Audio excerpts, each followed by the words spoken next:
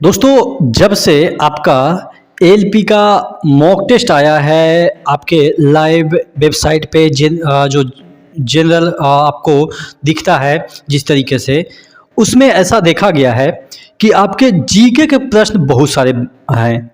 अब उसको देख के बच्चे घबरा रहे हैं कि हमने तो प्रिपरेशन इस आधार पे किया था कि इसका सिलेबस इस तरीके से है कि जनरल अवेयरनेस यहाँ पे आपके आएंगे 5 से 6 या 4 आएंगे और 20-20 क्वेश्चन आपके जनरल अवेयरनेस के मॉक टेस्ट में दिया हुआ है, जिसमें कि जो कि लिंक आया है। तो बच्चे घबरा रहे हैं कि क्या ऐसा ही आएगा, और इतना इजी इजी क्वेश्चन पूछा गया है उसमें मॉक टेस्ट में, तो उनको लग रहा है कि ऐसा क्वेश्चन आएगा तो कट ऑफ बहुत ज़्यादा चला जाएगा।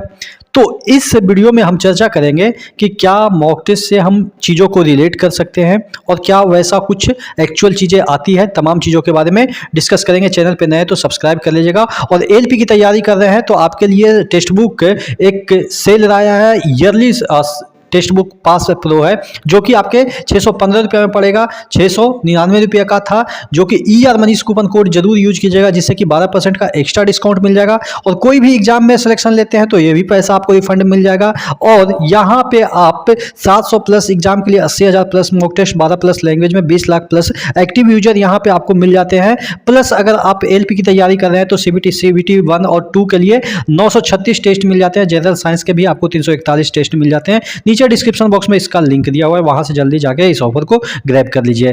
तो मैं बात कर रहा था कि एएलपी का एग्जाम में क्या बदलाव देखने को मिलेगा। देखिए, अगर हम इस जो मॉक टेस्ट की हम बात करें, जो लाइव मॉक टेस्ट आया है, उसमें इस तरीके से आपको इंटरफेस दिख रहा है। ठीक है, इसमें आपको जाके लॉगिन करना है और उसके बाद इस तरीके से आपको खुलेगा। उसके बाद आगे आप प्रोसीड कीजिएगा तो इस तरीके से आपको क्वेश्चन, मोबाइल का ये इंटरफेस है। कंप्यूटर में जाइएगा तो कंप्यूटर का इंटरफेस थोड़ा सा चौड़ा आएगा। ये लंबा आपको दिख रहा है ना, वो चौड़ा आएगा।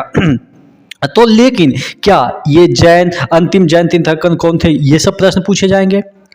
ये प्रश्न है, मैं ये नहीं ये कह रहा हूं कि ये प्रश्न नहीं है और ये प्रश्न नहीं पूछे जाते हैं।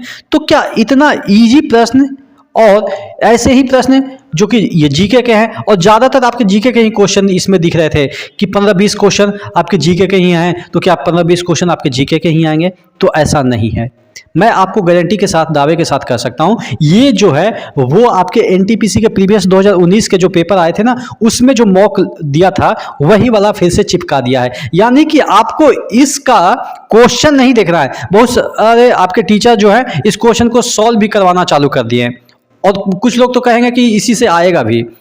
भाई वही है कि व्यूज के लिए कुछ भी कर लो, मतलब कि इसी से क्वेश्चन कैसे भाई पूछ देगा? मतलब रेलवे इतना मूर्ख है कि आपको पहले क्वेश्चन आउट करके दे दिया है क्या, और ये ऐसा ही क्वेश्चन पूछेगा क्या? ये आपको तरीका बता रहा है, ये नहीं कि क्वेश्चन बता रहा है कि यही क्वेश्चन आएगा और इसी तरीके से क्वेश्चन आएगा, 20 क्वेश्चन आपके जीके आएंगे। ये तरीका बता रहा है कि इस तरीके से आपका क्वेश्चन दिखेगा।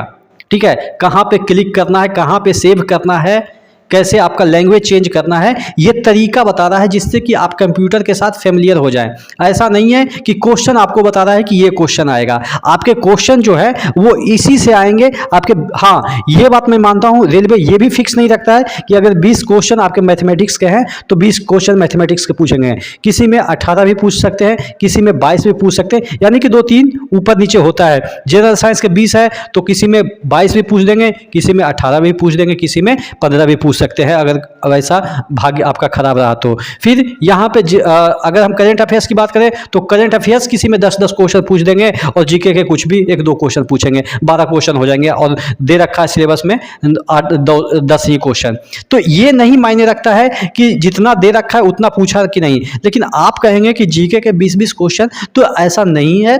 आपका जो पिछला पैटर्न है उसी के आधार पर पूछेगा। और ये रेलवे खुद बोलती है कि ये जो हमने दे रखा है ये एक प्रकार का आपको दिखाने के लिए कि इतना एवरेज क्वेश्चन पूछा जाएगा। किसी में 12 क्वेश्चन पूछ रहा है इसमें, तो किसी में 8 क्वेश्चन पूछ रहा है, तो जनरल जो एवरेज शिफ्ट निकालेंगे तो 10 क्वेश्चन हो ही जाता लगभग, तो ऊपर नीचे हो सकता है। और इसमें यह भी नहीं है कि आपके मैथमेटिक्स के क्वेश्चन स्टार्ट हो गए तो लगातार 20 क्वेश्चन आपके मैथमेटिक्स के होंगे। जैसा कि आप SSC के एग्जाम देते हैं तो क्या होता है, उसमें आप मैथ से बना रहे हैं तो मैथ्स का ही आएगा, आप रीजनिंग बना रहे हैं तो रीजनिंग का ही आएगा। लेकिन इसमें नहीं है, आप 2 को मैथ्स बनाएं तो पता चला कि तीसरा में रीजनिंग आ गया, उसके बाद जनरल साइंस आ गया, फिर जनरल साइंस आ गया, फिर आपके फिर मैथ्स आ गए, फिर करंट अफेयर्स आ गए। तो ये रैंडमली देता है कोई भी आपका, इसीलिए यहाँ पे नंबर ऑफ क्वेश्चन किसी भी सब्जेक्ट से फिक्स नहीं है कि इस सब्जेक्ट से मैथमेटिक्स से 20 क्वेश्चन वो देगा ही। अगर ये फिक्स रहता कि 20 क्वेश्चन ही पूछना है आपके, तो 1 से लेकर 20 तक कर देता